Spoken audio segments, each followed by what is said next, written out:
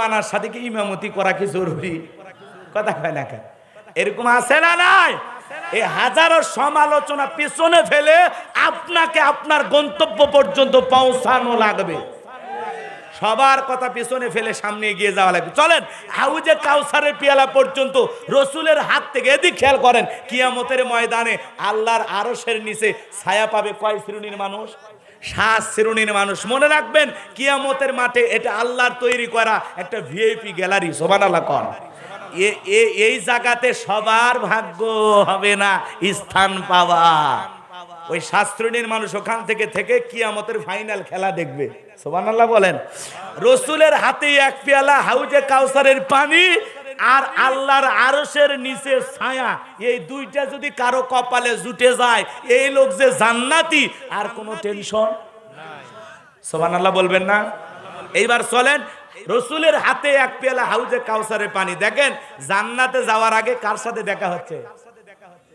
কথা কয় না। আপনি যখন রসুলের হাতে হাউজে কাউসারের পিয়ালা নিয়ে পান করবেন, তখন কি রসুলকে দেখবেন না?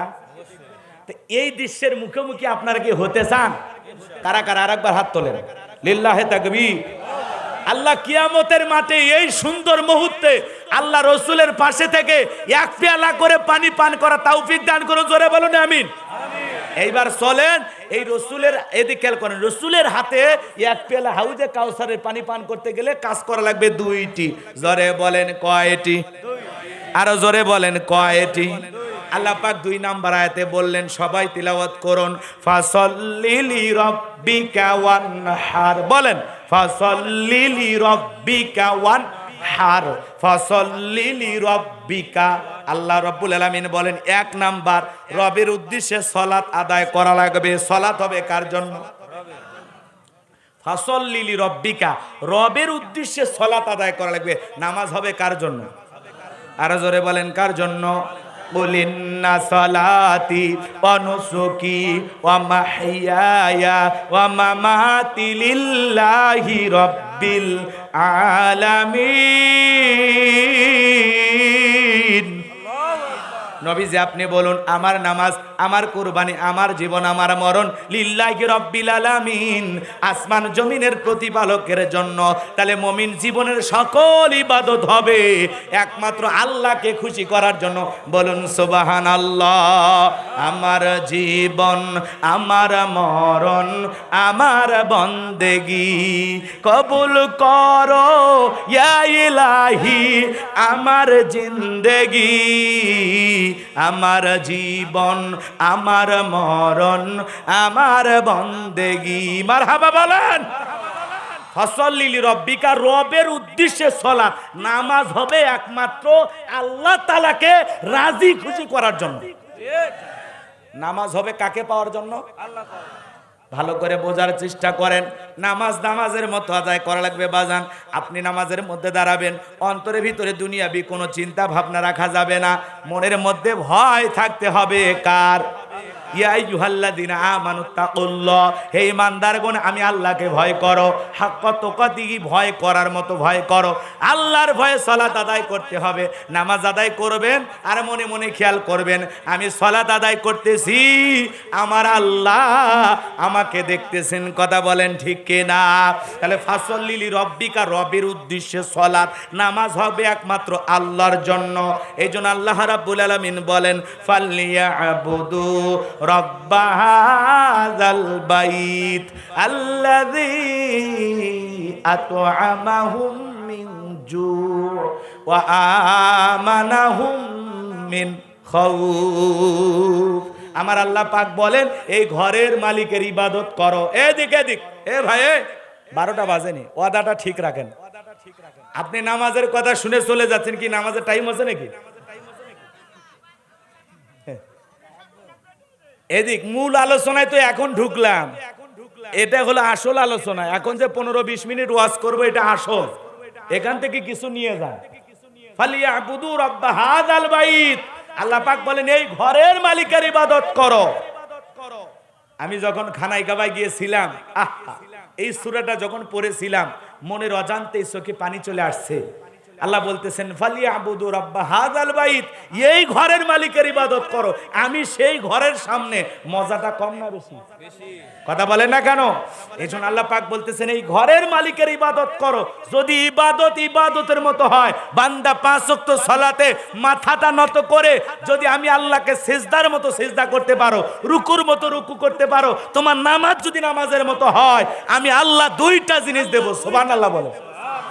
1 নাম্বার, তোমার রিজেকের টেনশন করা লাগবে না। সুবহানাল্লাহ কোন? আপনার আমার রিজেক নিয়ে দুশ্চিন্তা আছে না নাই? জোরে বলেন আছে না নাই?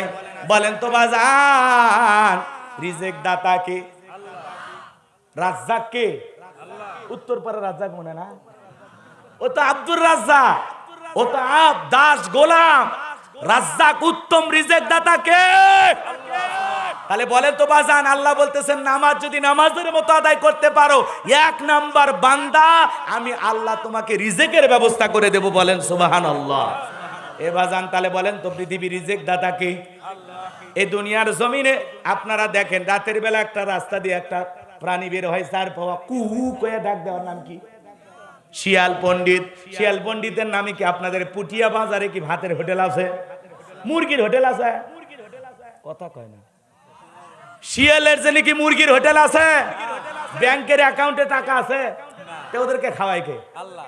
একটা পাখি সকালবেলা খালি পেটে নীর থেকে বের হয়ে যায়, সন্ধ্যাবেলা ওই পাখির পেট ভরায় বাসায় ফেরত পাঠায় কে? আল্লাহ। একটা অটো চালক, ভ্যান চালক সকালবেলা খালি পকেটে বাড়ি থেকে বের হয়ে আসে। বলেন তো সন্ধ্যা হওয়ার আগে ওই পকেটের মধ্যে 500 টাকা 1000 টাকার ব্যবস্থা করে দেয় কে? এজন্য আল্লাহ বলেন ওয়া মা মিন দাব্বাতিন ফিল আরদি ইল্লা আলাল্লাহি রিজকুহা।